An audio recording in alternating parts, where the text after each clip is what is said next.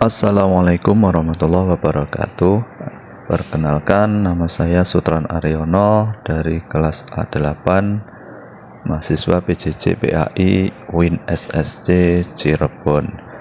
Pada kesempatan kali ini saya ingin mempresentasikan tugas mata kuliah metodologi penelitian PAI, yaitu dengan judul Teknik Pengumpulan Data dalam Penelitian Kuantitatif.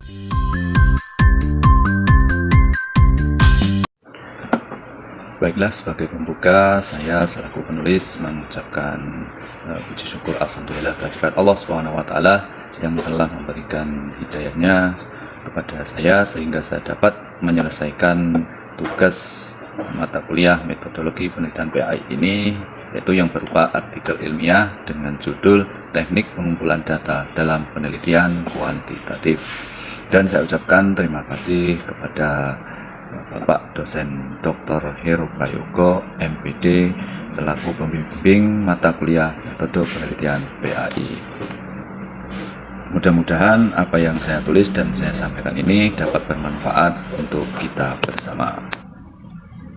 Untuk selanjutnya, sebelum saya masuk ke dalam topik pembahasan utama, saya sedikit memaparkan terkait latar belakang penulisan artikel ini, yaitu dalam proses pembuatan proposal sebuah penelitian, salah satu hal yang harus diperhatikan adalah bagaimana memilih model pengumpulan data. Adapun sebuah metode yang digunakan dalam menyelesaikan penelitian yang berkaitan dengan data angka dan program statistik, maka digunakan metode pengumpulan data kuantitatif. Pentingnya sinkronisasi data antara jenis penelitian dan analisis data yang digunakan dalam pembuatan proposal penelitian, maka dibutuhkan pemahaman yang baik tentang yaitu tes pengembangan, skala dan pengembangannya, kuesioner atau angket pengembangannya, dan populasi ukuran dan teknik pengembangan sampel. Untuk selanjutnya adalah beberapa rumusan masalah yang telah penulis tulis, yaitu yang pertama, apa pengertian tes dan bagaimana pengembangannya. Kemudian yang kedua adalah bagaimana skala dan pengembangan dalam metode pengumpulan data kuantitatif, dan bagaimana penyusunan angket dan kuesioner dalam metode pengumpulan data kuantitatif, serta yang terakhir adalah pengertian populasi, ukuran, dan teknik pengambilan sampel dalam metode pengumpulan data kuantitatif. Adapun tujuan penelitian adalah untuk menyelesaikan tugas mata kuliah metode penelitian pendidikan agama Islam UIN Cyber Syekh Nurjati Cirebon. Kemudian berbagi wawasan kepada pembaca dan membagi informasi tentang teknik pengumpulan data dan penelitian kuantitatif.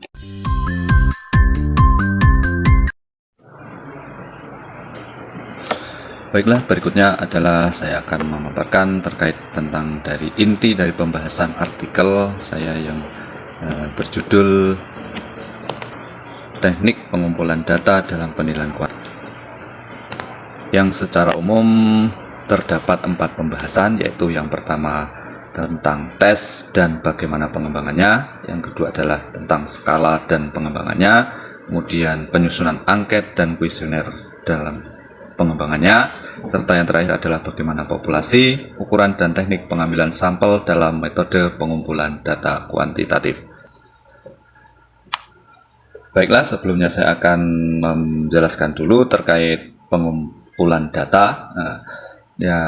Dalam prosesnya pembuatan proposal penelitian perlu kita memahami bagaimana metode yang kita gunakan dalam penelitian dan bagaimana teknik dalam pengumpulan data.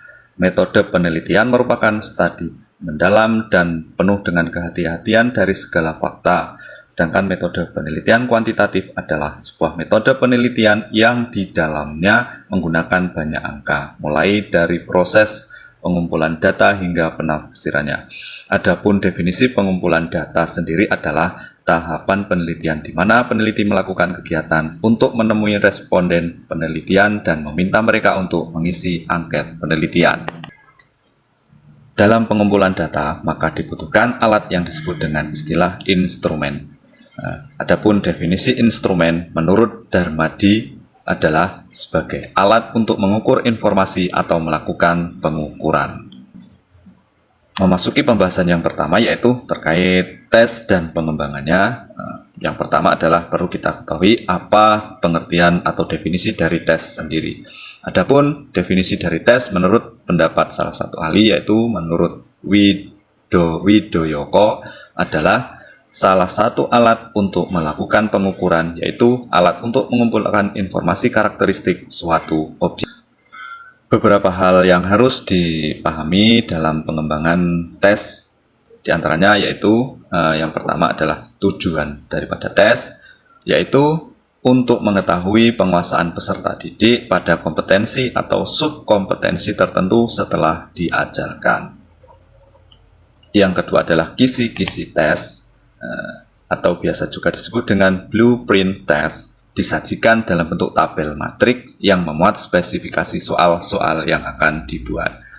Ketiga adalah menulis butir soal tes. Setelah kita memahami kisi-kisi tes yang dibuat, maka tahapan berikutnya adalah bagaimana menulis butir-butir soal sesuai dengan kisi-kisinya. Penulisan butir-butir soal harus dilakukan secara cermat untuk menghasilkan tes yang berkualitas baik. Berikutnya adalah telaah butir-butir soal.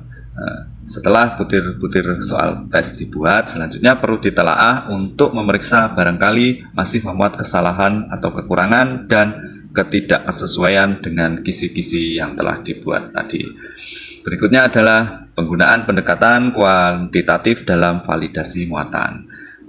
Andaikan kisi-kisi tes yang dibuat telah diajukan, kemudian dianalisis untuk menyimpulkan apakah validitas muatannya kisi-kisi telah terpenuhi atau belum. Kemudian yang terakhir adalah bagaimana uji coba tes. Kebaikan suatu butir-butir tes juga perlu ditunjukkan kualitasnya secara empirik, yaitu dengan menguji cobakannya pada kelompok subjek yang karakteristiknya setara dengan subjek yang hendak dikenai tes. Berikutnya adalah pembahasan yang kedua, yaitu skala dan pengembangannya. Adapun definisi skala sama saja dengan definisi tes, keduanya merupakan instrumen pengukuran atau penyekalaan atribut-atribut psikologi. Perbedaannya, tes mengukur atribut psikologi kognitif, sementara skala mengukur atribut psikologi non-kognitif. Beberapa hal yang harus dipahami dalam pengembangan skala, yaitu pertama, tujuan skala, yaitu untuk mengukur variabel dalam sebuah penelitian. Yang kedua adalah operasionalisasi konstruk. Konstruk adalah konsep yang dapat diamati dan diukur karena jumlah yang dapat diukur disebut operasionalis. Berikutnya adalah metode penskalaan. Penskalaan pada pendekatan klasik pada akhirnya adalah cara mendapatkan data yang semula berada pada level nominal atau ordinal menjadi skor Z yang berupa skor interval. Sehingga data tersebut dapat dikenai berbagai operasi matematika dan dapat dianalisis secara parametrik. Berikutnya yaitu penulisan butir-butir soal yang merupakan langkah penting dalam upaya pengembangan alat ukur kemampuan skala yang baik. Dan untuk selanjutnya adalah bagaimana telah butir-butir soal, analisis kuantitatif soal, mengkaji secara teoritik soal tes yang telah tersusun, dilakukan dengan memperhatikan tiga aspek, yaitu aspek materi, aspek konstruksi, dan aspek bahasa. Langkah berikutnya yaitu uji coba empirik soal. Untuk mengetahui kualitas butir soal, maka uji coba harus dianalisis secara empirik. Ada dua pendekatan yang digunakan, yaitu teori klasik dan teori respon. Kemudian yang terakhir yaitu merakit skala secara lengkap. Butir-butir soal perlu dirakit menjadi alat ukur yang terpadu. Hal-hal yang dapat mempengaruhi validitas skor tes adalah urutan nomor soal, pengelompokan bentuk-bentuk soal, tata letak soal, dan sebagainya. Untuk itu, ada baiknya soal tes disajikan mulai dari butir mudah ke yang susah. Pengelompokan rapi, tata letak bagus dan tidak terpotong-potong kalimatnya, dan kemasannya menarik. Berikutnya adalah pembahasan yang keempat, yaitu terkait kuesioner atau angket dan pengembangannya. Angket merupakan teknik pengumpulan data yang dilakukan dengan cara memberikan seperangkat pertanyaan atau pernyataan tertulis kepada responden untuk dijawabnya. Pendapat ini adalah menurut ahli, yaitu Sugiono. Beberapa hal yang harus dipahami terkait pengembangan kuesioner, yaitu yang pertama adalah tujuan kuesioner. Adapun tujuan pokok dari penyusunan kuesioner adalah untuk memperoleh informasi yang relevan dengan tujuan penelitian, dan yang kedua adalah memperoleh informasi yang tingkat keabsahan dan keandalannya semaksimal mungkin.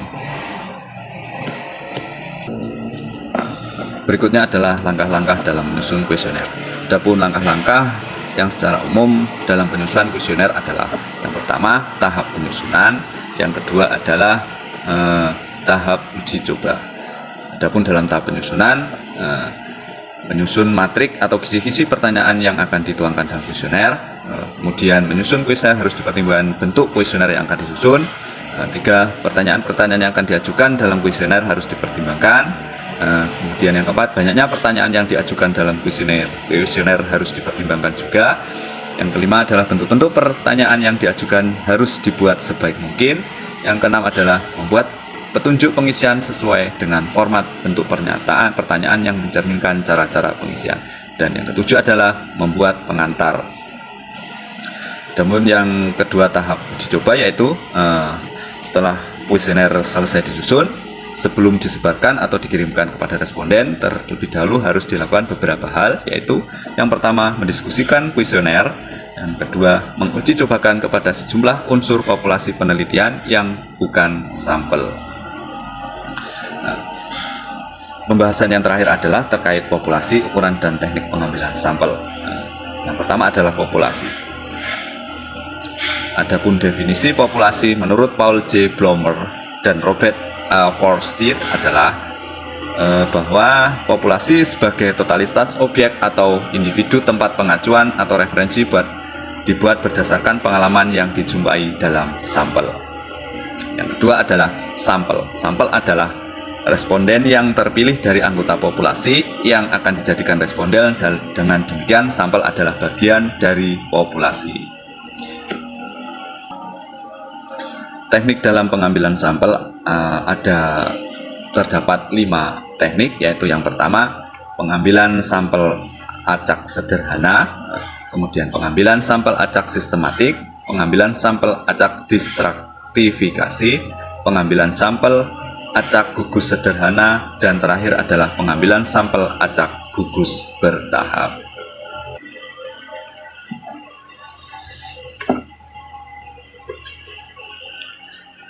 Baiklah, untuk pembahasan berikutnya yaitu penutup. Adapun dari pemaparan-pemaparan yang saya sampaikan tadi, penulis telah membuat beberapa kesimpulan, yaitu diantaranya yang pertama, bahwa tes merupakan salah satu alat untuk melakukan pengukuran, yaitu alat untuk mengumpulkan informasi karakteristik suatu objek dengan tujuan untuk mengetahui penguasaan peserta didik pada kompetensi atau subkompetensi tertentu setelah diajarkan. Beberapa hal yang harus dipahami dalam pengembangan tes, yaitu tujuan, kisi-kisi, penulisan butir, soal, telaah, dan penggunaan pendekatan dan uji coba tes. Kemudian yang kedua adalah skala. Sama saja dengan definisi tes, keduanya merupakan instrumen pengukuran atau penyekalaan atribut-atribut psikologi. Adapun tujuan dari skala adalah untuk mengukur variabel dalam sebuah penelitian. Beberapa hal yang harus dipahami dalam pengembangan skala, yaitu tujuan, operasionalisasi konstruk, metode skala, penulisan butir skala, telaah soal skala, uji coba empiris, dan merakit skala. Ketiga adalah kuesioner atau angket, yang merupakan teknik pengumpulan data yang dilakukan dengan cara memberikan seperangkat pertanyaan atau pernyataan tertulis kepada responden untuk dijawabnya. Beberapa hal yang harus dipahami terkait kuesioner atau angket adalah tujuan, macam-macam kuesioner, kelebihan dan kekurangan kuesioner.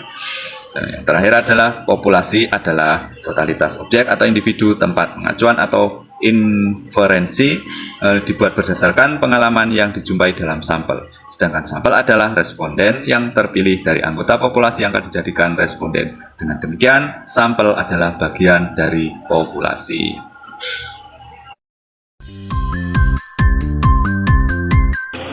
Baiklah, demikian tadi presentasi atau pemaparan saya terkait artikel makalah saya dengan judul Teknik Pengumpulan Data dalam Penelitian Kuantitatif sebagai tugas mata kuliah metodologi penelitian PAI.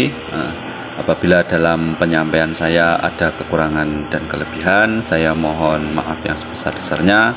dan mohon maaf mohon bimbingan serta saran dan kritiknya. Demikian saya akhiri. Wabillahi taufik wal hidayah. Wassalamualaikum warahmatullahi wabarakatuh.